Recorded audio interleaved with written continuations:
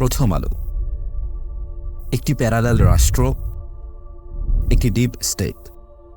আমরা অনেকে প্রথম আলোকে শুধু একটা পত্রিকা মনে করি, এইটা আমাদের দেখবার ভুল। প্রথম আলো হলো বাংলাদেশে এমন একটি প্রতিষ্ঠান, এমন একটি এজেন্সি যে একটা প্যারালাল রাষ্ট্র। আবার বলছি, প্রথম আলো একটা প্যারালাল রাষ্ট্র। কেন প্রথম আলোর বিরুদ্ধে এত রাগ, এত ক্ষোভ? কেনই বা তাদের প্রতি এই তীব্র প্রতিক্রিয়া? সবই কি তাদের প্রতি বিদ্বেষ বা রাজনৈতিক ষড়যন্ত্র, নাকি এর পেছনে লুকিয়ে আছে দীর্ঘদিনের সুপরিকল্পিত একটি পদ্ধতিগত পক্ষপাতদুষ্ট সাংবাদিকতার ইতিহাস? তদন্তে দেখা যায়, সময়ের সাথে সাথে প্রথম আলো শুধু সংবাদ পরিবেশন করেনি, বরং সুনির্দিষ্ট গল্প বুনেছে, জনমত গঠন করেছে এবং রাজনৈতিক বাস্তবতা নির্মাণে সরাসরি অংশ নিয়েছে। এর প্রতিটি পর্যায়ে রয়েছে মতিউর রহমানের সম্পাদকীয় নেতৃত্বের ছাপ। তাহলে এই ক্ষোভ কি আদৌ অযৌক্তিক, নাকি এটি দায়বদ্ধ নাগরিক ও সংবেদনশীল পাঠকের একটি অনিবার্য ও যৌক্তিক প্রতিক্রিয়া? প্রথম আলো যেভাবে জঙ্গি ন্যারেটিভ তৈরি ও রাজনৈতিক এজেন্ডা চালিয়েছে তা সাংবাদিক ইলিয়াস হোসেনের তদন্তভিত্তিক প্রতিবেদনে স্পষ্টভাবে উঠে এসেছে। তার প্রতিবেদন অনুযায়ী পত্রিকাটি বিএনপির বিরুদ্ধে প্রোপাগ্যান্ডামূলক নিউজ করেছে, আওয়ামী লীগের রাজনৈতিক অবস্থানকে শক্তিশালী করেছে, কৃত্রিমভাবে মৌলবাদী হুমকির আখ্যান তৈরি করেছে, এমনকি বিটিআর বিদ্রোহের মতো ট্র্যাজেডিতে সরকারের পক্ষে ভিত্তি স্থাপনে সক্রিয় ভূমিকা রেখেছে। সর্বোপরি ইলিয়াস হোসেনের ডকুমেন্টারিটি প্রমাণ করে যে কিভাবে প্রথম আলো বাংলাদেশ সেনাবাহিনীর ভেতরে জঙ্গিবাদী অনুপ্রবেশের একটি ভিত্তিহীন ও উত্তেজনাপূর্ণ ন্যারেটিভ সৃষ্টিতে মুখ্য ভূমিকা পালন করেছিল। বাংলাদেশে জঙ্গিবাদ সংক্রান্ত সংবাদ ও ন্যারেটিভ তৈরির ক্ষেত্রে প্রথম আলোর ভূমিকা ছিল সবচেয়ে সক্রিয় ও উদ্দেশ্যমূলক। কোনো গভীর তদন্ত কিংবা প্রমাণ ছাড়াই পত্রিকাটি বহু ব্যক্তি ও গোষ্ঠীকে জঙ্গি হিসেবে চিহ্নিত করার ধারাবাহিক প্রচেষ্টা চালিয়েছে। এই প্রচারণা তারা কখনো এককভাবে, কখনো প্রশাসনের সমর্থনে, আবার কখনো সরকারকে চাপ প্রয়োগের দ্বারা করার চেষ্টা করেছে। একটি গুরুত্বপূর্ণ প্রশ্ন থেকেই যায়, মতিউর রহমানের প্রথম আলো হাসিনা সরকারের প্রতি এতটা অনুগত ছিল কেন? উত্তরটা হয়তো প্রশ্নের মতোই সহজ, সম্পর্কে যে তারা বেআই। শেখ হাসিনার আপন ফুফাতো বোনের নাম হাবিবা রহমান, তার মেয়ে সাইকা জামান আনিকা হচ্ছে মতিউর রহমানের ছেলে মাহমুদুর রহমান শাসার প্রথম স্ত্রী। এই সম্পর্কের জের ধরেই ভারত আর প্রথম আলোকে এক করেছেন স্বৈরাচার শেখ হাসিনা। প্রথম আলো কেবল একটি সংবাদপত্র নয়, বরং বহু আগ থেকেই নিজেকে রাজনৈতিক শক্তি হিসেবে এটি প্রকাশ করতে থাকে। কারা রাজনীতি করবে আর কারা করবে না সেই প্রেসক্রিপশনও দিতে থাকে তারা। বিএনপির বিরুদ্ধে তাদের চালানো একপাক্ষিক ও সংঘবদ্ধ প্রচারণার নজির বাংলাদেশের সাংবাদিকতায় বিরল। বলা চলে, বিএনপির মতন আওয়ামী লীগ সরকারের বিরুদ্ধে তারা নেতিবাচক কোনো নিউজই করেনি। 2004 সালের 21শে আগস্ট গ্রেনেড হামলার তদন্ত যখন আন্তর্জাতিক প্রেক্ষাপটে বহিরাগত শক্তির দিকে ইঙ্গিত করতে শুরু করে, তখনই প্রথম আলো সক্রিয় হয়ে ওঠে একটি বিশেষ ন্যারেটিভ গড়তে, যা সাংবাদিক ইলিয়াস হোসেন তার তদন্তে বিশদভাবে উন্মোচন করেছেন। 2013 সালে শাপলা চত্বরে হেফাজতে ইসলামের সমাবেশের উপর চালিত হাসিনার গণহত্যা নিয়ে প্রথম আলোর ভূমিকা ছিল সুস্পষ্টভাবে একপাক্ষিক ও প্রোপাগান্ডামূলক। পত্রিকাটি আপামর জনগণের কাছে হেফাজতকে একমাত্র সন্ত্রাসী ও সহিংস গোষ্ঠী হিসেবে চিত্রিত করতে হেফাজতের তাণ্ডব, দোকানে আগুন, ধ্বংসাত্মক কর্মকাণ্ড, হেফাজতের শক্তি ও সরকারের অসহায়ত্ব এরকম উত্তেজনাপূর্ণ শিরোনাম দিয়ে নিউজ করেছিল। অন্যদিকে রাষ্ট্রীয় বাহিনীর ভূমিকা ও দায়বদ্ধতা সম্পর্কে কোনো গভীর বা সমালোচনামূলক অনুসন্ধান তাদের কোনো প্রতিবেদনে ছিল না। প্রথম আলোর অপসাংবাদিকতার তালিকা অনেক দীর্ঘ। এর মধ্যে একটি উল্লেখযোগ্য ঘটনা হল হলি আর্টিজান হামলায় নিহত প্রথম আলোর মালিকের নাতি ফারাজ আইয়াজ হোসেনকে নিয়ে বানোয়াট মহানায়কোচিত গল্প তৈরি। প্রথম আলো দাবি করেছিল যে ফারাজ দুই বান্ধবীকে বাঁচাতে গিয়ে নিজের জীবন উৎসর্গ করেছিল, কিন্তু ঘটনার তদন্তকারী একাধিক সাংবাদিক নিশ্চিত করেছেন যে এই দাবির পক্ষে সুস্পষ্ট বাস্তব কোনো প্রমাণ নেই, অর্থাৎ গল্পটি ছিল সম্পূর্ণ কাল্পনিক। এক্ষেত্রে কেউ পারিবারিক আবেগের দোহাই দিতে পারেন, কিন্তু এটা কোনো বিচ্ছিন্ন ঘটনা নয়। এই মিডিয়া হাউস বহু সংবেদনশীল ও জাতীয় গুরুত্বের ইস্যুতেই ইচ্ছাকৃতভাবে তথ্য বিকৃতি ও বিভ্রান্তি নির্মাণে জড়িত ছিল। ডিসেম্বর 2013-তে বিএনপির চেয়ারপারসন বেগম খালেদা জিয়া একটি ভাষণে শেখ হাসিনার দালালি, মিডিয়ার হত্যাকাণ্ড এবং হেফাজতের আন্দোলনে আলেমদের শহীদ করা নিয়ে কঠোর সমালোচনা করেন। গোপালগঞ্জ জেলার নামই বদলে যাবে, বুঝছেন? গোপালগঞ্জ আর থাকবে না। আল্লাহর গজব পড়বে আপনারা যা শুরু করে দিয়েছেন। কতগুলো আলেমকে হত্যা করেছেন, এতিমকে হত্যা করেছেন, কতগুলো বিডিআর অফিসারকে হত্যা করেছেন। সেদিন কি কোথায় ছিল হাসিনা? সেদিন হাসিনা কোথায় ছিল? এতগুলো অফিসারকে মারলো, 57 জন অফিসারকে হত্যা করলো। সেদিন হাসিনার এই ফোর্স কোথায় ছিল? কেন সে ফোর্স পাঠায় নাই? আসলে সে নিজেই জড়িত ছিল এই হত্যাকাণ্ডের সঙ্গে।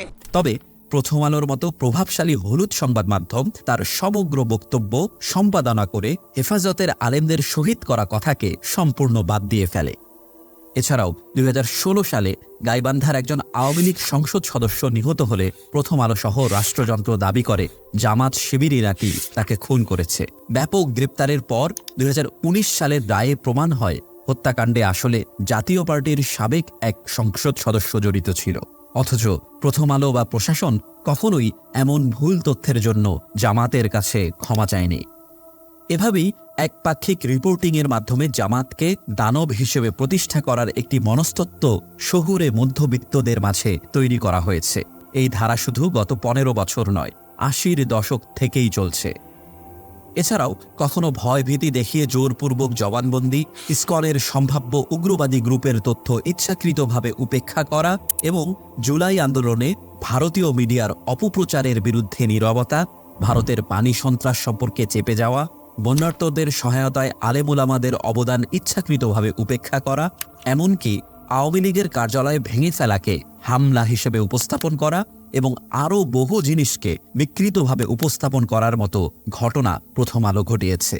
প্রতিটি ক্ষেত্রেই এই সন্দেহের আলো অর্ধসত্য অথবা সম্পূর্ণ মিথ্যাকে একটি নেতিবাচক ও বিভ্রান্তিমূলক ন্যারেটিভে রূপ দিতে সক্রিয় ভূমিকা রেখেছে। ভবিষ্যতে যখন ইতিহাস লেখা হবে তখন লোকজন সংবাদপত্র অনুসন্ধান করে ইতিহাস লিখবে। তারা প্রথম আলো বা দ্য ডেইলি স্টারের পাতায় সময়ের বহু বাস্তবতা ও জনমনের সত্যিকারের প্রতিধ্বনি খুঁজে পাবে না, বরং তারা পাবে সম্পাদিত ও বিশেষ এজেন্ডা দ্বারা নির্মিত বাস্তবতার ছায়াচিত্র। এভাবেই ইতিহাসের পাতায় স্থান পাবে না সেদিনের সাধারণ মানুষের কণ্ঠস্বর বা পুরোদস্তুর সত্য, বরং লেখা হবে একটি বিকৃত ও নির্বাচিত ইতিহাস, যার মূলে রয়েছে ক্ষমতার চাপে নত কিংবা স্বেচ্ছায় বেছে নেওয়া নীরবতা।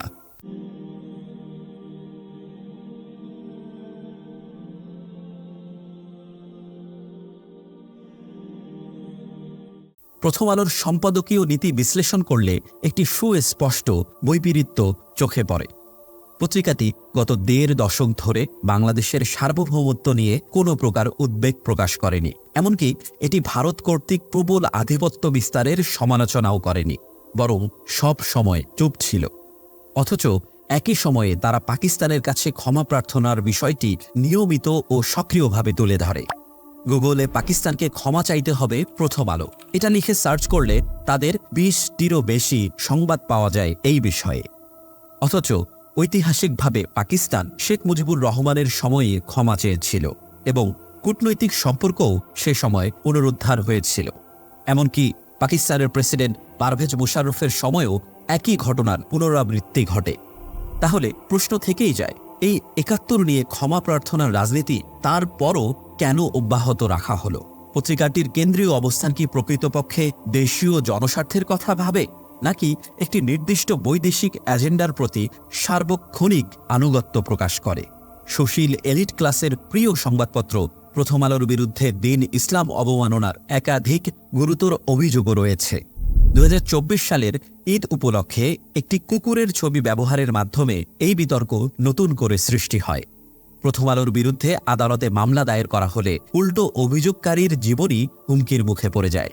এছাড়া পত্রিকাটির সাথে জড়িত ব্যক্তিরা ইসলামের পবিত্র বিষয় যেমন নবী মুহাম্মদ সাল্লাল্লাহু আলাইহি সাল্লামের নাম কিংবা কুরআনের আয়াতকে কৌতুক ও বিদ্রূপের বিষয়বস্তু বানানোর অভিযোগে অভিযুক্ত হয়েছে। প্রথম আলো ধারাবাহিকভাবে ভারতীয় ন্যারেটিভ প্রতিষ্ঠায় কাজ করেছে, কখনো ধার্মিকতার প্রকাশ্য অনুশীলনকে জঙ্গিবাদ এবং কখনো গরুর মাংস খাওয়ার ইচ্ছাকে নিম্ন শ্রেণীর বৈশিষ্ট্য হিসেবে চিত্রিত করেছে তারা। ধর্মীয় মূল্যবোধ ও পবিত্র বিশ্বাসকে ক্রমাগত অপরাধীকরণ এবং হেয় প্রদর্শনের এই কৌশলগুলোর উদ্দেশ্য কি? কাদেরকে সন্তুষ্ট করার জন্য? এই বিতর্কিত ও বিভাজনমূলক এজেন্ডাটি কার স্বার্থ পূরণ করছে এবং এর পেছনে কোনো বাহ্যিক বা অভ্যন্তরীণ শক্তির সমর্থন বা নির্দেশনা কাজ করছে তা নিশ্চয়ই বিস্তারিত খুলে বলার প্রয়োজনীয়তা রাখে না। এটি একটি স্বাধীন সংবাদ মাধ্যমের ভূমিকা নয়, বরং একটি নির্দিষ্ট আদর্শিক মিশনে নিয়োজিত সক্রিয় অংশগ্রহণকারীর ভূমিকা। প্রথম আলোর সংবাদকর্মের ভাষা ও ধরন দেখলে অবাক হতে হয়। উদাহরণস্বরূপ, তারা বাংলাদেশের মানুষকে অভিবাসন প্রসঙ্গে অবৈধ আখ্যা দেয়। অন্যদিকে ভারতীয়দের জন্য ব্যবহৃত হয় নথিপত্রহীনের মতো নরম শব্দ। একইভাবে ভারত চীন নদীবিরোধ নিয়ে তারা উচ্চস্বরে প্রতিবেদন করে, কিন্তু বাংলাদেশ ভারতের মধ্যে ফারাক্কা কিংবা তিস্তার মতো অত্যন্ত গুরুত্বপূর্ণ ও অমীমাংসিত পানি সম্পদ ইস্যুতে তাদের ভূমিকা চুপসে যায়। এছাড়া জাতীয় ট্র্যাজেডির সময়ও তারা মূল ঘটনা থেকে দৃষ্টি সরিয়ে নেয়ার কাজও ভালোই করতে পারে। যেমন 2013 সালের শাপলা চত্বরের গণহত্যার সময় তারা গাছের ক্ষতিকে প্রধান ইস্যু বানিয়েছিল, আর 2024 সালের শিক্ষার্থী হত্যার পর তাদের প্রতিক্রিয়া কেন্দ্রীভূত হয়েছে রাস্তার ভাস্কর্য ও মুরালের ক্ষতির শোকে। 2016 সালে ভারত থেকে আসা একটি বন্য হাতির কাহিনী প্রথম আলো ব্যাপকভাবে কভার করেছিল।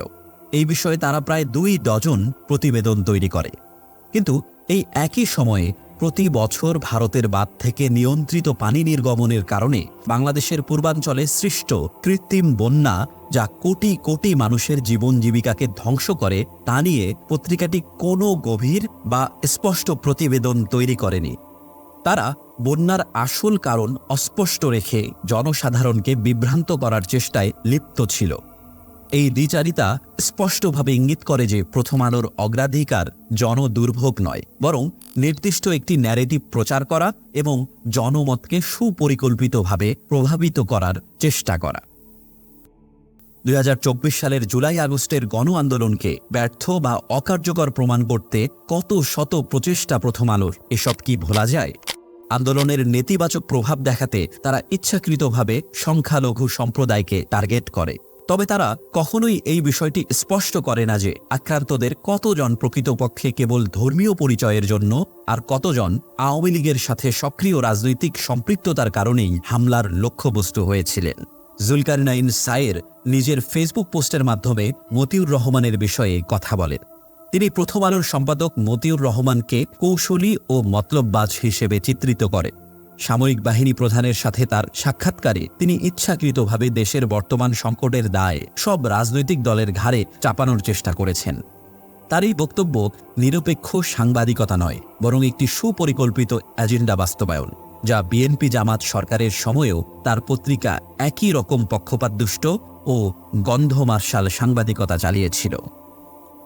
2001 থেকে 2006 সালে বিএনপির সংবাদপত্রের স্বাধীনতাকে ব্যবহার করে প্রথম আলো তারেক রহমান সহ দলটির বিরুদ্ধে ভিত্তিহীন, অযাচিত ও উত্তেজনাপূর্ণ সংবাদ পরিবেশন করে।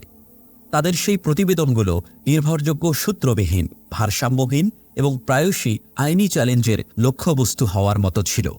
কিন্তু গণমাধ্যমে বিশ্বাসী বিএনপি কখনোই তাদের বিরুদ্ধে মামলা করেনি। বর্তমান সাক্ষাৎকারে মতিউর রহমান আবারও তার মতামত চাপিয়ে দিতে গিয়ে দাবি করেছেন যে অতীত আন্দোলন থেকে কোনো সংস্কার আসেনি।